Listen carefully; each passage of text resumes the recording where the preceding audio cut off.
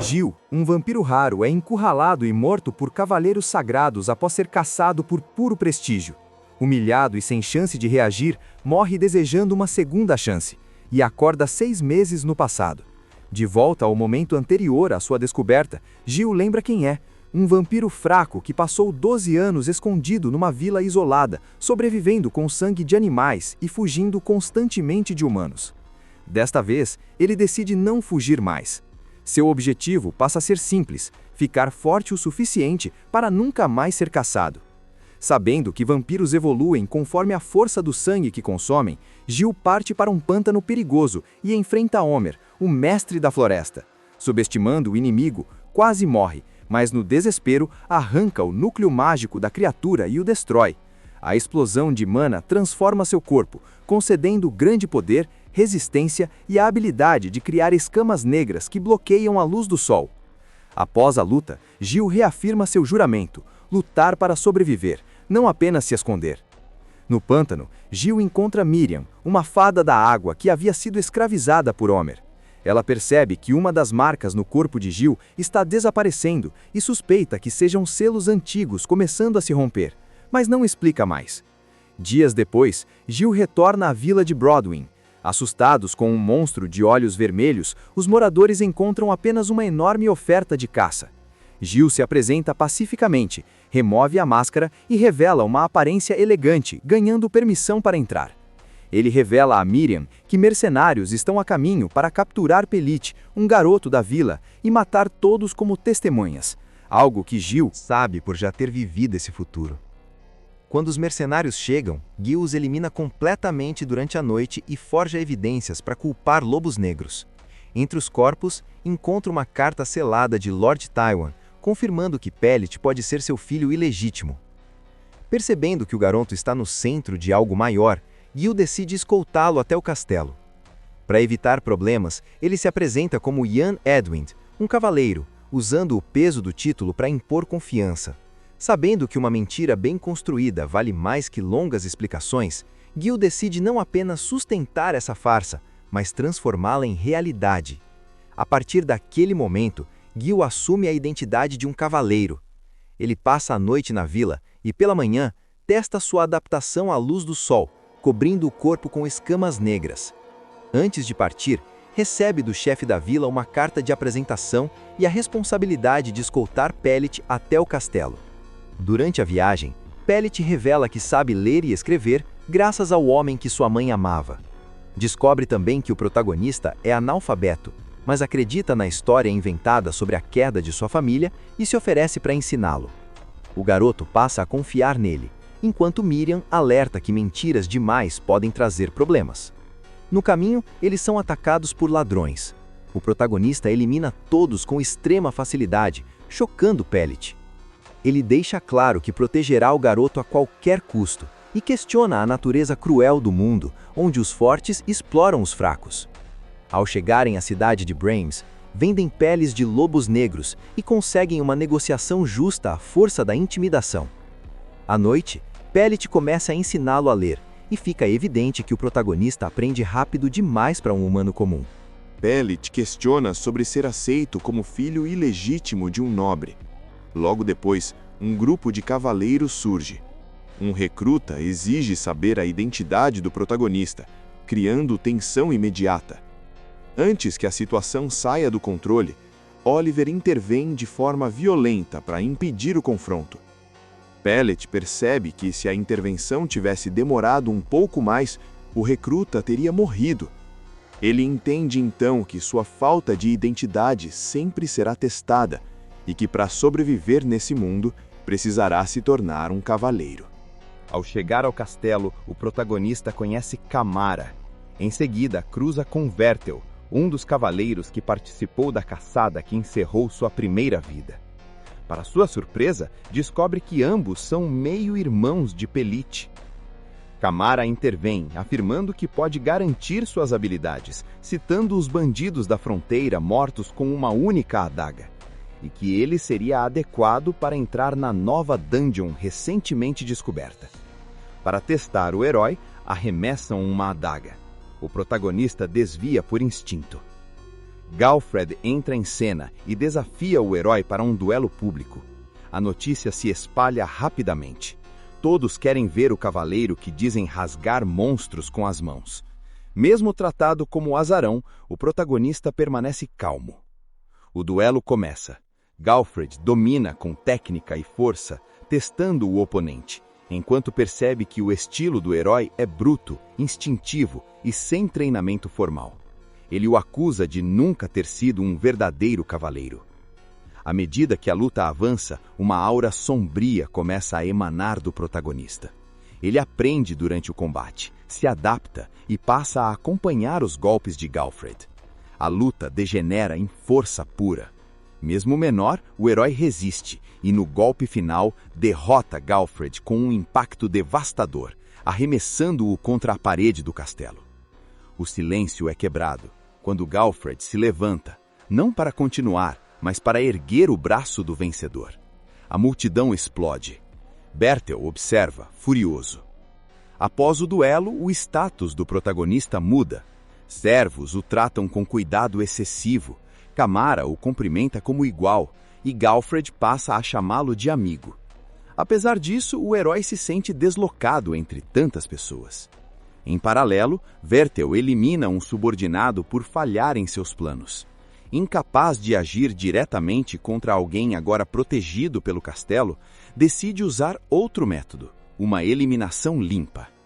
Antes da abertura da dungeon, o protagonista confronta Bertel ao descobrir que Pelite foi enviado para morrer. Diante de todos, declara Pelite seu vassalo.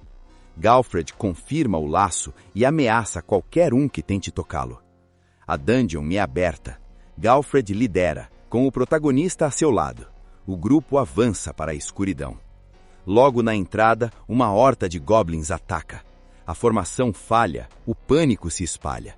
Um carregador tenta fugir e quase morre, salvo pelo Galfred. Percebendo o colapso da retaguarda, o herói avança sozinho para a escuridão, eliminando os goblins com velocidade e brutalidade que chocam até Galfred. Após o confronto, o grupo se reorganiza. As pedras de mana coletadas são fracas, comuns. Miriam explica que a qualidade depende do poder do monstro e que as melhores presas ainda estão nas profundezas. O caminho à frente permanece escuro. O descanso é interrompido abruptamente quando Galfred grita para que todos retomem a formação. Sem paciência, ele chama seus homens de fracos por cederem ao medo. Galfred declara que ele e o protagonista irão na linha de frente e deixa uma ordem clara: ninguém deve fugir da batalha. Ao ouvir isso, o garoto percebe o peso da situação, e aquela também é sua primeira incursão em dungeon. Pouco depois, Galfred surge novamente, desprezando os mercenários e exigindo mais esforço. A escuridão à frente se abre, revelando um grupo de Orclins organizados como soldados. O pânico se espalha entre os mercenários, que se aglomeram instintivamente. O protagonista, porém, sente algo pior. Um monstro de rank alto os observa das profundezas. Essa sensação o faz lembrar do dia em que devorou a pedra vermelha do mestre do pântano. Surge então uma dúvida perigosa. Será que consumir outra pedra daquele nível lhe concederia mais poder? Com os sentidos agora extremamente aguçados, ele detecta mais de 50 passos inimigos a 100 metros de distância. Galfred percebe a audição anormal do garoto e, impressionado, entrega-lhe uma lança, perguntando se ele consegue arremessá-la. A resposta vem na prática. Com força absurda, o protagonista lança a arma e atravessa um orc, matando-o instantaneamente. O ataque dá início à batalha.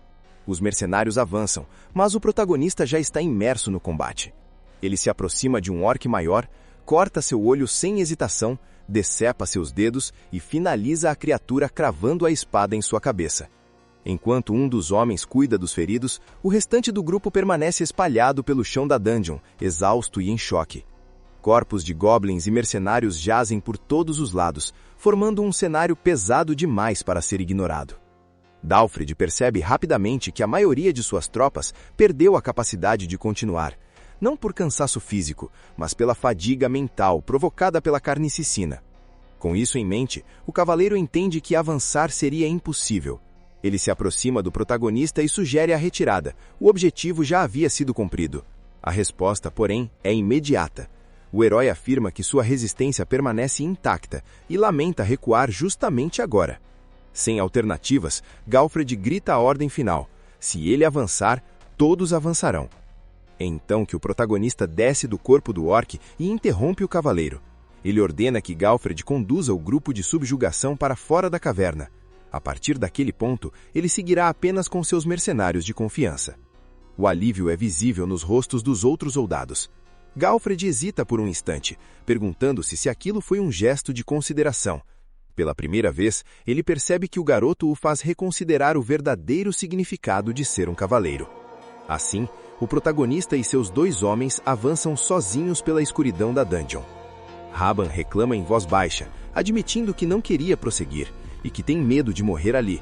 Ainda assim, se acalma ao lembrar que seu líder já havia derrotado o troll sozinho. No entanto, seus passos falham. Ele tropeça ao pisar em algo viscoso e cai no chão. Ao olhar para o lado, o pânico o paralisa. Ele acabou de pisar no corpo de uma aranha gigante. O horror se intensifica quando dezenas de olhos surgem na escuridão. Um enxame de aranhas gigantes da caverna o cerca. Criaturas que caçam em grupo e usam veneno. Raban entra em pânico e grita desesperado enquanto os monstros avançam. Partek alerta que são muitos inimigos e sugere uma retirada imediata. O protagonista, porém, não entende o motivo do recuo. Em um único movimento, ele corta uma das aranhas ao meio sem esforço algum. Para ele, aquilo não é um problema. A batalha começa. Partek grita para que Raban se junte a ele, enquanto o protagonista avança com determinação absoluta. Mesmo assim, Raban acaba cercado. Ele grita por ajuda quando uma das aranhas salta em sua direção, mas consegue bloquear o ataque por pouco. No último segundo, o protagonista surge e elimina a criatura com um golpe preciso. Raban mal consegue acompanhar a velocidade do movimento. Yujin, então, avança com tudo, seguindo o ritmo imposto pelo líder. Para Raban, é quase inacreditável. Em questão de instantes, o enxame inteiro é dizimado. Ofegante, mas sorrindo, Raban declara que o protagonista é incrível e sugere que eles retornem. Ele se vira para Partek em busca de apoio, mas percebe tarde demais que seu comandante está completamente paralisado, incapaz de desviar o olhar daquilo que acabou de presenciar. O medo percorre o corpo de Partek, sentindo que é algo impossível de enfrentar. E diante deles surge a Rainha das Aranhas, um monstro de nível Lorde, esmagadoramente poderoso. Partek entra em pânico e afirma que eles não podem lutar contra aquilo. Antes que termine a frase, o protagonista o chama, junto de Raban. Seu olhar é frio, os olhos vermelhos brilham na escuridão. Ele ordena que recuem, aquela presa é dele. Partek entende, mas seu corpo reage antes da mente. Cada instinto grita para fugir. Miriam surge e explica. Seus sentidos estão sendo dominados pela diferença absurda de poder entre eles e o mestre da dungeon. O protagonista pergunta se a criatura se compara ao Lorde do Pântano. Miriam nega. Aquilo é ainda mais forte, e por isso a pedra de mana será maior. Diante do rugido da Rainha das Aranhas, o protagonista não vacila. Ele encara a criatura e afirma que quanto maior a dificuldade, melhor o tesouro.